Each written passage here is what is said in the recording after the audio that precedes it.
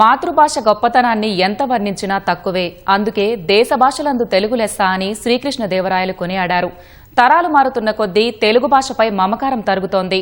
ఆంగ్ల భాషను ఆపాదించుకోవాలనే తపనతో అమ్మ భాషను మరుగున పడేస్తున్నారు. భాషలోని కొన్ని క్లిష్టమైన పదాలు అందుకు కారణం కావచ్చు.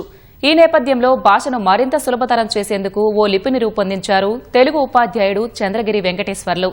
మళ్లీ అమ్మ భాషకు పూర్వ వైభవం తీసుకురావాలని తన వంతు ప్రయత్నం చేస్తున్నారు. పాఠాలు చెబుతున్న ఈయన పేరు చంద్రగిరి వెంకటేశ్వర్లు. ఖమ్మం జిల్లా కొణిజర్ల స్వస్థలం. బస్వాపురం ప్రాథమిక పాఠశాలలో 24 ఏళ్ల నుంచి తెలుగు ఉపాధ్యాయుడుగా విధులు నిర్వర్తిస్తున్నారు. భాషపై మక్కువతో తెలుగు రాయడంలో విద్యార్థులు పడే ఇబ్బందులు గమనించి 11 ఏళ్లు విస్తృత పరిశోధనలు చేశారు. భాషను సంస్కరించి కొత్త లిపిని కనుగొన్నారు.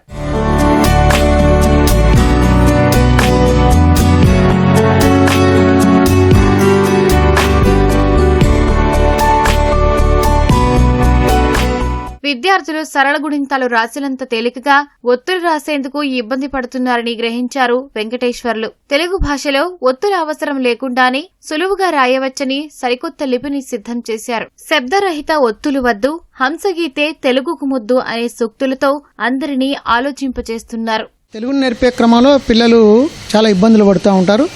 అందులో ముఖ్యంగా సరళ గుణింత పదాలు రాసినంత తేలికగా ఒత్తు పదాలు రాయలేకపోతున్నారు. ఎందుకు రాయలేకపోతున్నారనే విషయం మీద నేను ఒక 11 ఏళ్ల నుంచి దీని మీద పరిశోధనాత్మకంగా శాస్త్రీయబద్ధంగా పరిశోధన చేశాను.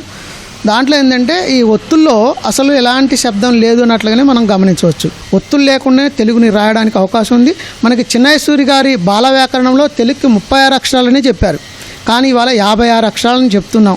కానీ 56 అక్షరాలు నేర్పడం లేదు, 49 అక్షరాలు మాత్రమే నేర్పుతున్నాం. శ్రీశ్రీ గారు చెప్పినట్లుగా ఆ యొక్క స్ఫూర్తితోనే చేయడం జరిగింది. ఆ లిపిని సంస్కరించినట్లయితే ఆ 36 అక్షరాలతోనే తెలుగుని అద్భుతంగా రాయడానికి అవకాశం ఉంది. లిపిలో మార్పులు తీసుకురావాలని వెంకటేశ్వర్లు కోరుతున్నారు. భాషను సరళం చేయకపోతే తెలుగు ఉనికిని కోల్పోయే ప్రమాదముందని ఆవేదన వ్యక్తం చేస్తున్నారు. రేపటి రోజున ఈ తెలుగు లిపిని మనం సరళతరం చేయలేకపోతే భవిష్యత్ తరాలకి ఈ లిపి ఉండదు. ఖచ్చితంగా లిపిని సరళతరం చేసినట్లయితే ఈ తెలుగు అంకెలు ఏ విధంగా పోయినాయో కనుమరుగైనాయో తెలుగు లిపి కూడా కనుమరుగటానికి అవకాశం ఉంది. చివరికి ఇది ఒక మీడియా మ్యూజియం భాషగా మారే ప్రమాదం ఉంది. సాఫ్ట్వేర్లో చిన్న మార్పు తీసుకొచ్చినట్లయితే దాని మీద డబుల్ ట్యాప్ చేస్తే 2 కనిపిస్తుంది అనమాట. ఈ హంసగీతతోని వచ్చిన ఒత్తులు లేకుండా ఉన్న తెలుగు ఉంటుంది, ఒత్తులతోనే ఉన్నదని ఎవరు నచ్చితే వాళ్ళు ఉపయోగించుకోవడానికి అవకాశం ఉంది. లిపిలో చాలా మార్పులు వచ్చినాయండి. ఇసుక దిబ్బల మీద రాసినప్పుడు ఒక రకంగా ఉంది లిపి, తాళపత్రాల మీద రాసినప్పుడు ఒక రకంగా ఉంది, ఈ శిల్పాల మీద చెక్కినప్పుడు ఒక రకంగా ఉంది. అక్షరమాల మారుతూ వచ్చిందనమాట. మార్చిన ప్రతిసారి కూడా లిపిలో సరళత వచ్చింది. ఇప్పుడు కూడా మనం మార్చే క్రమంలో సరళత ఉంటేనే నిలబడుతుంది. ఇప్పుడు సరళతకే మనం ట్రై చేస్తున్నాం.